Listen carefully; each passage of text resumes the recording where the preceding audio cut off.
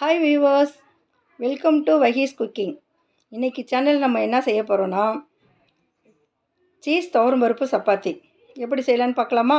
வாங்க வீடியோக்குள்ளே போகலாம். குக்கரில் 1/2 கப் துவரம்பருப்பு போட்டு நல்லா அலசி எடுத்துகிட்டு வரேன். 2-3 தடவை நல்லா அலசியாச்சு. இப்போ கொஞ்சம் தண்ணி ஊற்றி மூடி போட்டு அதை ஃபஸ்ட்டு வேக வைப்போம். இந்த கப்பில் 2 கப்பு கோதுமை மாவு எடுத்துருக்கிறேன். அதுக்கு தேவையான அளவு உப்பு போட்டிருக்கிறேன். 1/2 ஸ்பூன் மஞ்சத்தூள், 1 spoon chilli flakes, 1 spoon garam masala,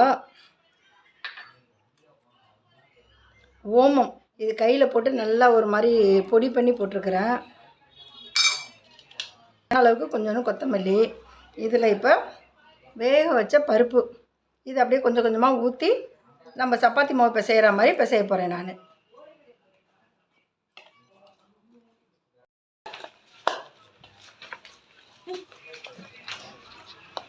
நான் கோதுமை மாவை தூவிக்கிட்டு இந்த பால் மாதிரி கொஞ்சம் உருட்டி மாவை எடுத்துக்கிட்டு அதை இதில் வச்சு நம்ம சப்பாத்தியாக தேய்ச்சி எடுக்கிறோம்.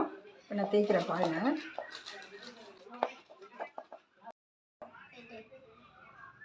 இப்போ இதில் கொஞ்சோண்டு எண்ணெய் எடுத்து இது மேலே தடவிக்கிறோம். அப்படியே நான் சொல்கிற மாதிரியே இப்படியே 2 பக்கமாக ஃபோல்ட் பண்ணி அப்படியே நான் எப்படி தேய்க்கிறேனோ அதே மாதிரியே நீங்களும் தேய்ங்க சப்பாத்தியை.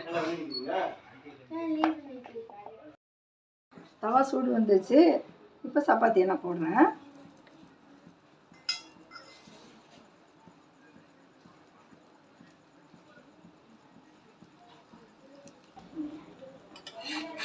இப்போ நான் திருப்பி போட்டுப்பேன்.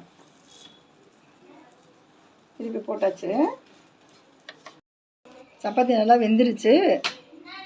இப்போ இதில் ஒரு ஆப்ஷனலாக சீஸ் தூவுறோம். நம்ம இது குழந்தைங்களுக்கு ரொம்ப பிடிக்கும், அதனால் இதை தூவுறோம். இது வந்து உங்களுக்கு வேணும்னா நீங்கள் போட்டுக்காங்க, இல்லைன்னா இதை நீங்கள் ஸ்கிப் பண்ணிக்கோங்க.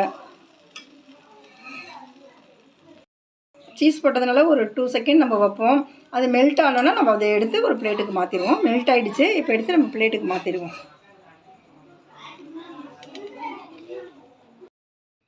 துவரம்பருப்பு சீஸ் சப்பாத்தி இது வந்து குழந்தைங்களுக்கெலாம் நல்லா கொடுக்கலாம். கண்டிப்பாக கொடுங்க. இதெல்லாம் இதை காலையிலையும் சாப்பிட்லாம், நைட்லேயும் சாப்பிட்லாம்.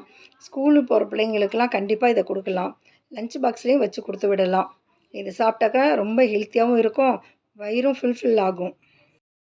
இதே மாதிரி சீஸ் துவரம்பருப்பு சப்பாத்தியை நீங்களும் செஞ்சு பாருங்கள். செஞ்சு பார்த்துட்டு எனக்கு கமெண்ட் பண்ணுங்கள். உங்கள் எல்லாருக்கும் ரொம்ப பிடிக்கும். ஃப்ரெண்ட்ஸு, ரிலேட்டிவ்ஸ் எல்லாருக்கும் ஷேர் பண்ணுங்கள், லைக் பண்ணுங்கள், அப்படியே சப்ஸ்கிரைப் பண்ணுங்கள். அதில் இருக்கிற பெல் ஐக்கானையும் தட்டுங்க. அப்போ தான் நான் போடுற ஒவ்வொரு வீடியோவும் உங்களுக்கு வந்து சேரும். அடுத்த வீடியோவில் பார்ப்போமா? பாய்.